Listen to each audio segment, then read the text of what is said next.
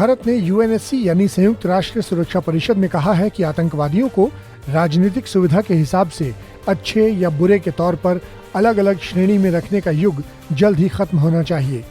United Nations की 15 सदस्यीय security council के मौजूदा अध्यक्ष के तौर पर भारत बहुपक्षवाद में सुधार और आतंकवाद से निपटने के उपायों पर 14 और 15 दिसंबर को 2 अहम कार्यक्रम आयोजित करेगा, जिसकी अध्यक्षता विदेश मंत्री एस जयशंकर करेंगे।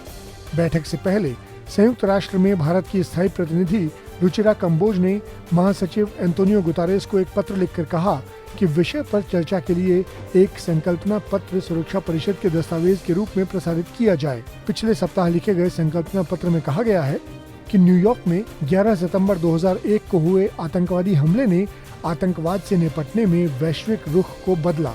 इसके बाद से लंदन, मुंबई, पेरिस, पश्चिम एशिया और अफ्रीका के कई हिस्सों में आतंकवादी हमले हुए। ये हमले दिखाते हैं कि आतंकवाद का खतरा पूरी दुनिया के लिए गंभीर है। पत्र में आगे कहा गया कि आतंकवादी तत्व, उनके समर्थक और उनको वित्तीय सहायता देने वाले अलग अलग क्षेत्रों में रहते हुए भी दुनिया में कहीं भी अपने कृत्यों को अंजाम देने के लिए गठजोड़ करते हैं। संयुक्त राष्ट्र के सभी सदस्य देशों के सामूहिक प्रयासों से ही अंतर्राष्ट्रीय खतरे से निपटा जा सकता है।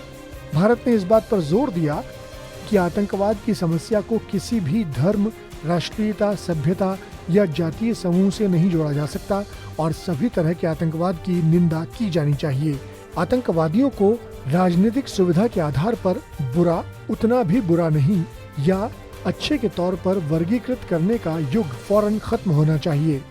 पत्र में ये भी कहा गया कि इराक में इस्लामिक स्टेट और भारतीय उपमहाद्वीप में अल कायदा और अफगानिस्तान में पनाह लेने वाले आतंकवादी समूहों की ओर से तब से खतरा और बढ़ गया है जब से अगस्त 2021 में तालिबान ने काबुल पर कब्जा जमाया है।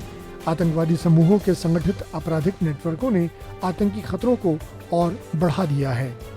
इस वीडियो पर आपकी क्या प्रतिक्रिया है, कमेंट सेक्शन में हमें जरूर बताएं। साथ ही देश और दुनिया की खबरों के लिए सब्सक्राइब करें आज तक।